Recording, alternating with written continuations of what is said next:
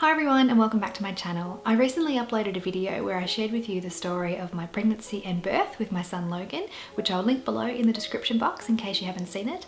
But in today's video, I'll be sharing with you the pregnancy and birth story of my daughter Caitlin.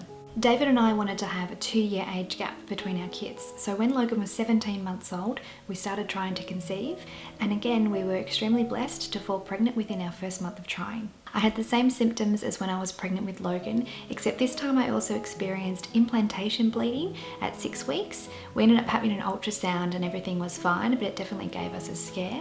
I also had nausea on most days, and strong smells also made me feel sick.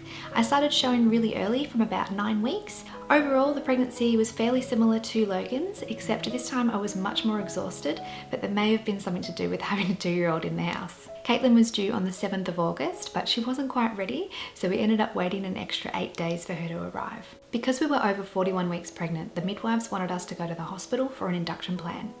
That appointment was booked for the Monday, and just like my pregnancy with Logan, labour signs started happening the day before. So it all began on the Sunday morning with a show, and contractions started almost straight away, but they were about 15 to 25 minutes apart. From about 7 p.m, the contractions became more painful, and we called the hospital for advice, and they said to stay home and wait until the contractions were closer together. At that stage, we called David's parents and asked them to come collect Logan so he could spend the night at their house, and what began was a really tough night. We called the hospital again several times through the night to let them know that this was getting incredibly intense and that we wanted to come into the hospital. And when the midwives asked how far apart the contractions were, we said they were 10 minutes apart, and they said you need to wait until they're closer to 5 minutes before you come down to the hospital. If you come down now, we'll turn you away and send you back home to continue labouring at home.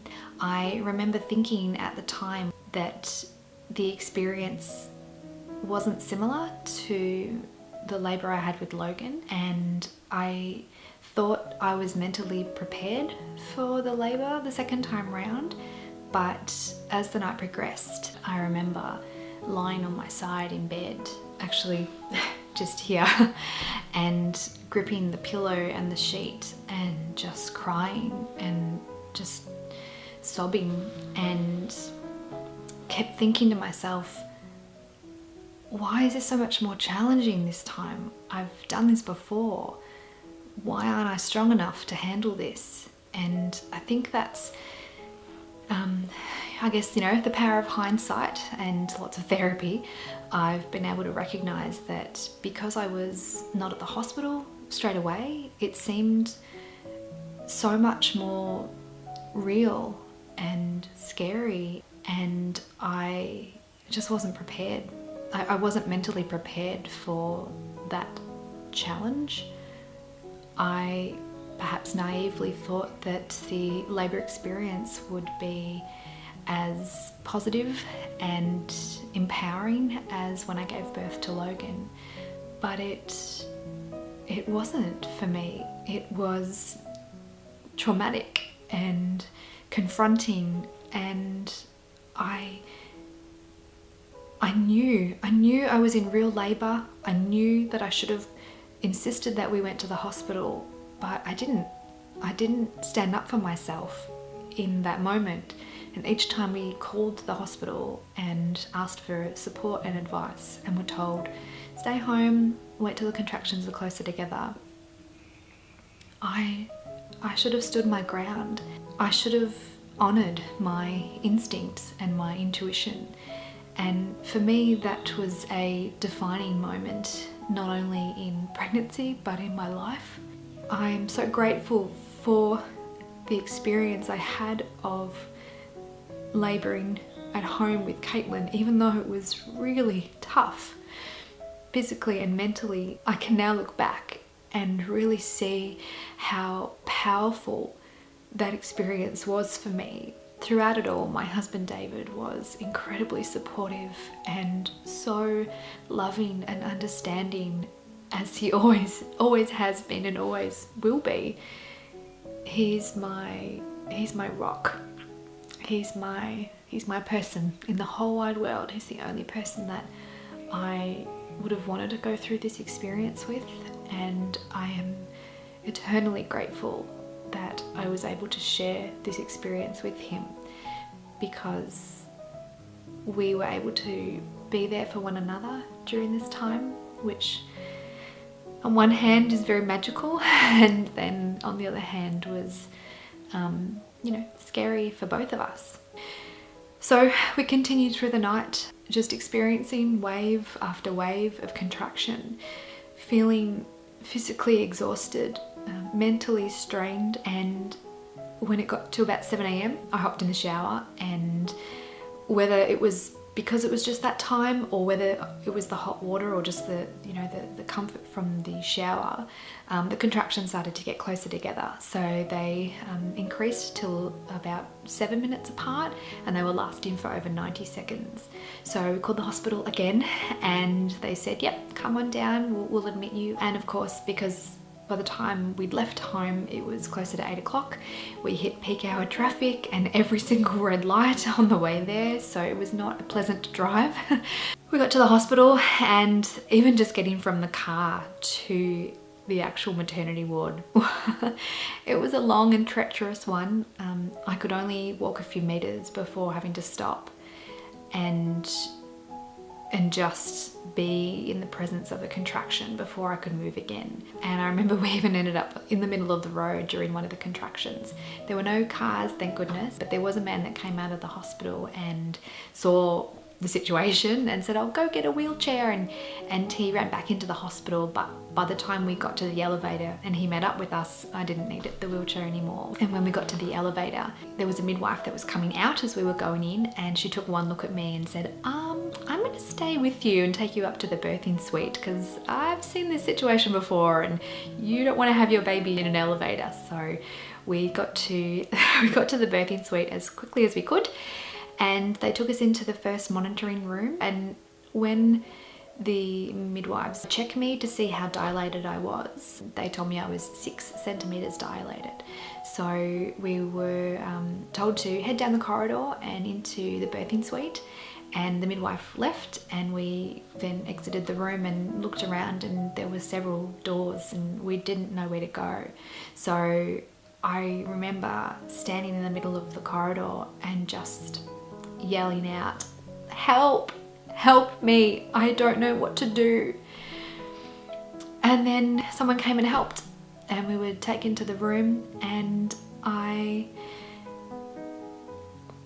was in so much pain. And I remember standing next to the bed facing the window, and I just disconnected. I disconnected from my body, from the labor experience. I was floating above my body, and everything was fuzzy. I couldn't quite see and I couldn't quite hear, and there were people around me, and David was with me, and it just felt so scary and isolating. And I just kept thinking, I thought I was stronger than this. I thought I could handle this. I've done this before, what's wrong with me?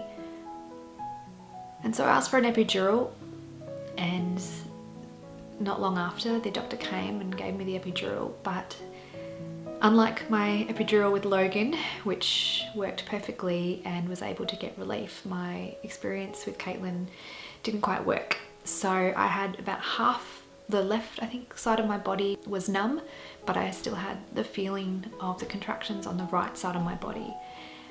And even though they tried to adjust the epidural, that was the best it could be. At about 1 p.m, I had my waters broken by the midwife as I was fully dilated. I started pushing at about 2:15, and after about 2 hours there was minimal progress. So the doctors checked Caitlin, and they realised that she was facing up instead of down, and her head was tilted back, so she was actually stuck. They suggested we try the vacuum extractor to see if that would help bring her through the birth canal, and after more pushing and definitely a team effort, Caitlin was born. So Caitlin was born on Monday the 15th of August 2016 at 4:23 p.m. She was 7 pounds, which is about 3.18 kilos. As she was born, the full force of the last stage was so incredibly powerful and painful, and because the epidural wasn't working, I was able to experience the full experience, and I ended up with second-degree tears. And when Caitlin came out, I just burst into tears. And I remember the doctor saying, you know, what's wrong? What's going on? And my response was, I'm just so happy. But I think more than anything, I was just in shock of my experience over the last 24 hours and not really, I guess, being able to absorb what had happened. It was such a roller coaster of emotions. It's such an incredible moment when you finally give birth and you meet your baby for the first time. It's such a powerful time in your life, and it takes such grit and focus, and it's such a physical and mental and spiritual transition.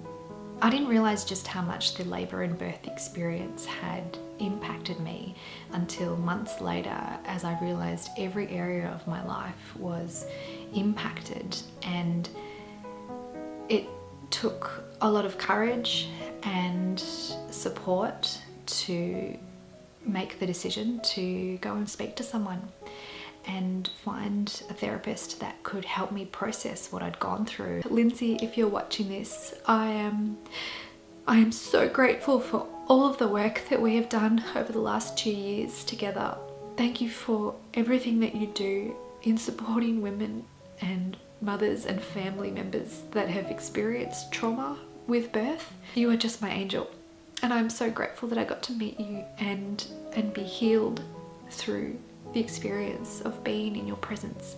And I thank the universe almost every day for your help and guidance and love and support and encouragement and everything, just everything you do. I'm just so blessed that I found you, and I'm so grateful for my husband David, as he has been the third person in the room. There's Lindsay, myself and David, and we've been on an incredible journey the last couple of years, and I